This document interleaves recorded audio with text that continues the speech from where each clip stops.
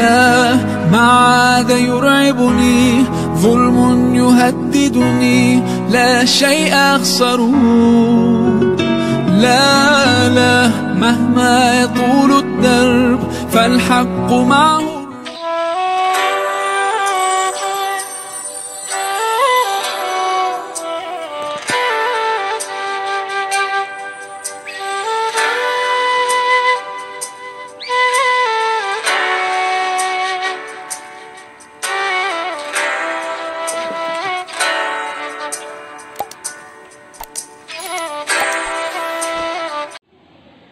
Assalamualaikum warahmatullahi wabarakatuh.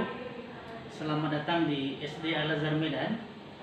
Hari ini kita akan masuk ke materi mata pelajaran TIS Tarikh Islam di kelas 5, pertemuan pertama di tahun ajaran baru 2020-2021. Materi kita hari ini adalah Nabi Muhammad SAW diangkat menjadi Rasul. Sebelumnya, Ustaz ingatkan juga kepada anak-anak Ustaz yang di rumah, selama pandemi ini tetap jaga kebersihan, cuci tangan dengan sabun atau dengan hand sanitizer. Kemudian kalau keluar rumah selalu pakai masker. Baik, kita lanjutkan pelajaran kita hari ini. Nabi Muhammad SAW diangkat menjadi Rasul pada usia 40 tahun.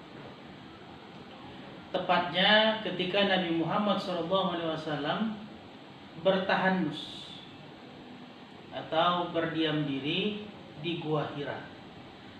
Gua Hira adalah satu gua yang ada di Mekah, tepatnya berada di Bukit Jabal Nur.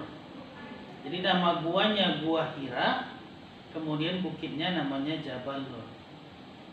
Jadi ketika Nabi Muhammad SAW berdiam diri seraya bermuhasabah. Muhasabah itu artinya, kok ada ya satu kaum ketika itu di Mekah banyak sekali perbudakan, kemudian pembunuhan anak perempuan, kemudian banyak maksiat. Tak lama ketika Nabi sedang bertahanus, berdiam diri di Gua Hira, datanglah sesosok yang nanti kita ketahui sosok ini adalah Malaikat Jibril yang tugasnya adalah menyampaikan wahyu. Ketika itu Nabi Muhammad begitu datang sosok, tentu kalau kita sedang berdiam diri di tempat yang sunyi dan gelap, tiba-tiba ada sesuatu yang datang, kita ketakutan. Sama dengan Nabi Muhammad SAW. Ketika itu Nabi Muhammad ketakutan dan makhluk itu berkata, Iqra.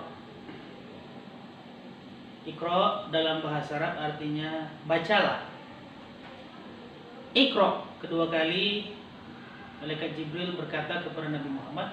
Yang ketiga kali, Iqra, bacalah, kata Malaikat Jibril.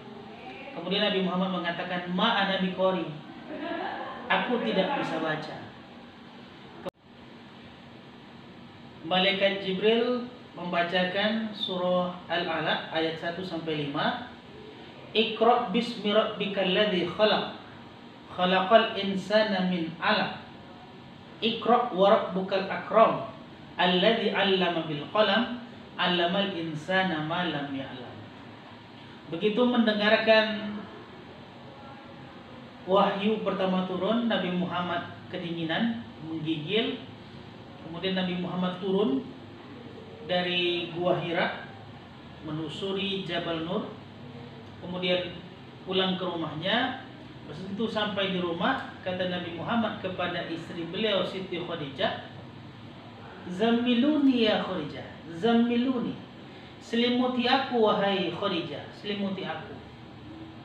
Kemudian Nabi Muhammad menceritakan apa yang terjadi di Gua Hira kepada istri beliau Siti Khadijah, bahwasanya ada sesosok makhluk yang membacakan surah Al-Alaq 1-5 tadi.